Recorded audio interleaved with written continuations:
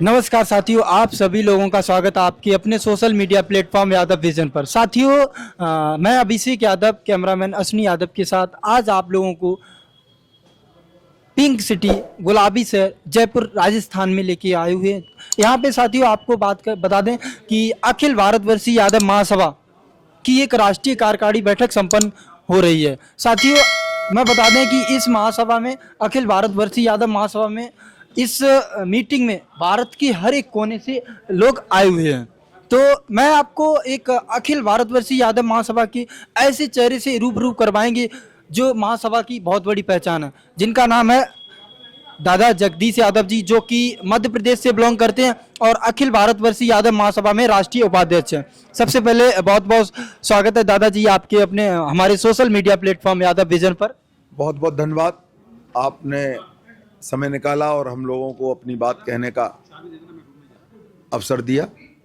सबसे पहले तो मैं नए वर्ष की बहुत बहुत शुभकामनाएं देता हूं आपको, पूरे मेरे यादव समाज, देश भर के हमारी जो संख्या है सभी को। और इस देश में हम सब लोगों की जो यादव समाज का सेवा का भाव है वो हम लोग कर रहे हैं। उसी संदर्भ में राष्ट्रीय कार्यकारिणी की बैठक यहाँ दो दिवसीय हुई है। उसमें अहिर रेजिमेंट, जातिगत जनगणना को लेकर इन मुद्दों पर विस्तार से विचार विमर्श हुआ। उसमें यह तय किया गया कि हम अपनी मांग को पूरी ताकत से उठाएंगे, चाहे वो जातिगत जनगणना हो, चाहे रेजिमेंट की बात हो।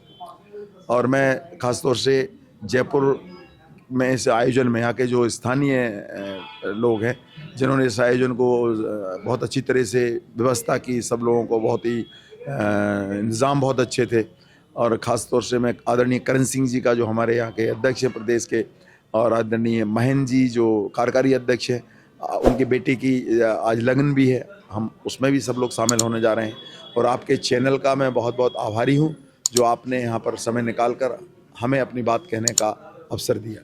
जैसे कि आपने बताया था कि इस अखिल भारतवर्षीय यादव महासभा में अहिर रेजिमेंट हो गया, जातिगत जनगणना हो गया और समाज को उत्थान के लिए जो चर्चा हुई, तो हम आपसे पूछना चाहेंगे कि जो आपने बताया जातिगत जनगणना तो और अहिर रेजिमेंट, बात करते हैं जातिगत जनगणना, इसका क्या तात्पर्य और जातिगत जनगणना क्यों जरूरी है और जातिगत जनगणना क्यों नहीं हो रही, क्या आप इसके बारे में कुछ कहना चाहेंगे? जातिगत जनगणना इसलिए अति आवश्यक है कि हमारे समाज के साथ न्याय नहीं हो रहा है।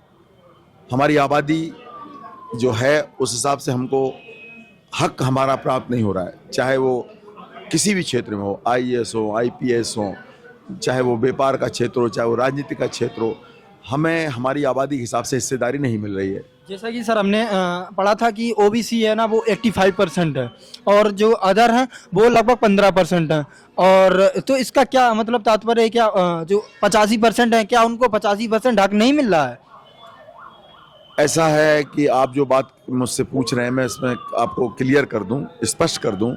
हमारा सीधा मानना है कि जिसकी जितनी संख्या है उसको अधिकार मिलना चाहिए। हम तो ये कह रहे हैं कि सबसे पहले आबादी की जब जनगणना हो जाएगी तो हम चाहते हैं जिनकी सबसे कम आबादी उनको सबसे पहले उनका हक दे दिया जाए और सारी बिरादरियों को उनका हक दे दिया जाए। यादव समाज का हिस्सा जो हमारा बनता है आबादी के हिसाब से वो हम आखिरी में लेंगे। और हम चूंकि बड़ी जाति हैं, इस देश के बहुत जिम्मेदार एक बिरादरी है, हम इस देश के प्रति हमारी भावना ऐसी है कि ये देश हमारा है, तो हम सबके साथ न्याय चाहते हैं, सभी जातियों, धर्म, हम किसी के खिलाफ नहीं है। हम तो अपने अधिकार की बात कर रहे हैं और उसमें सबके अधिकार की बात, सभी जातियों की। जब जनगणना हो जाएगी तो स्पष्ट हो जाएगा, इसलिए हमारी ये मांग है। जैसा कि सर बता रहे थे कि जिसकी जितनी संख्या बारी उसकी उतनी हिस्सेदारी, तो जातिगत जनगणना इसलिए जरूरी है। और ये बात सत्य है, because right now we are surviving in democratic country. हम लोग आजकल अगर बात करें अहिर रेजिमेंट, जो कि अहिर रेजिमेंट यादव समाज का बहुत ही बड़ा मतलब मुद्दा है, एक सामाजिक मुद्दा, और बात करें एक सम्मान का मुद्दा है, तो उसके बारे में क्या आप कहना चाहेंगे? अहिर रेजिमेंट के बारे में जो हमारा मुद्दा है वो बहुत स्पष्ट है कि इस देश की आज़ादी की लड़ाई में हमारा योगदान रहा। जब इस देश को आज़ादी की लड़ाई लड़ी जा रही थी तो जो आज़ाद हिंद फौज थी उसमें सर्वाधिक यादव थे। जी हाँ। और जब दूसरा विश्व युद्ध हुआ तो उसमें यादव पलटन के नाम से हमारा वहाँ एक जिक्र था। और यादवों ने हमेशा बलिदान दिए हैं, देश की आज़ादी से लेके देश के आज़ाद होने के बाद सीमाओं पर जो रक्षा की बात आई, चाहे वो 62 का युद्ध हो, चाहे वो 71 का युद्ध हो, वर्तमान में जितने भी युद्ध हुए हैं उसमें यादव समाज ने सबसे ज़्यादा बलिदान दिया है। तो उन बलिदानों का हम अपना वो मांग रहे हैं कि हमारे जो पूर्वज जिन्होंने सर्वोच्च निछावर कर दिया, इसलिए अहिर रेजिमेंट की आवश्यकता है। क्यों आवश्यकता है? क्योंकि दूसरी जातियों की भी रेजिमेंट है दूसरी। हमारा मुद्दा ये है कि जब दूसरी जातियों का है तो हमारी जाति का सर्वाधिक बलिदान हमने दिया है, तो अहिर रेजिमेंट होना चाहिए। तो जैसा कि सर दादाजी बता रहे हैं कि अहिर रेजिमेंट बनना चाहिए। अहिरों का सबसे बड़ा बलिदान रहा है देश की इस आज़ादी से लेकर आज तक, और रहेगा हमेशा फ्यूचर तक। तो उस हिसाब से ये जो गवर्नमेंट है अपनी राइट नाउ आज की, वो क्यों नहीं ये कदम उठा रही, क्यों नहीं बना रही है? जब अगर नोटबंदी करा सकते हैं आप, और बात करें 370 हटा सकते हैं, तो क्या ये अहिर रेजिमेंट उससे भी बड़ा मुद्दा है? क्या उससे भी ज्यादा इसमें वो लगेगा? अहिर रेजिमेंट में जितने भी अभी तक देश की आज़ादी के बाद जितने भी दल रहे हैं, जो भी सत्ताधारी रहे हैं, सब ने हमारे साथ न्याय नहीं किया है। यही हमारा मुद्दा है और इसी के लिए हम अपना हक मांगने के लिए हमारी बिरादरी को इकट्ठा करने के, उनको साथ लेने के प्रयास कर रहे हैं। मेरा तो इसमें और भी एक बात कहना है, जी बताइए। कि हम समाज बंधु अब जाएंगे सब देशवासियों के पास और कहेंगे कि भाई हमारा ये योगदान है, हमारा ये बलिदान है, तो आप हमारा साथ दीजिए। जी, और क्या? ये मांग भी हम करने वाले हैं। मध्य प्रदेश से इसकी शुरुआत करेंगे और फिर देश भर में इसको लेके जाएंगे कि अदर समाज जो है हमारा योगदान देखें, हमारा बलिदान देखें और हमारा साथ दें। अगर हमारी बात सही है तो सरकार माने। उसमें हमें सभी जातियों का, सभी धर्मों के लोगों से हम अपील करने जा रहे हैं।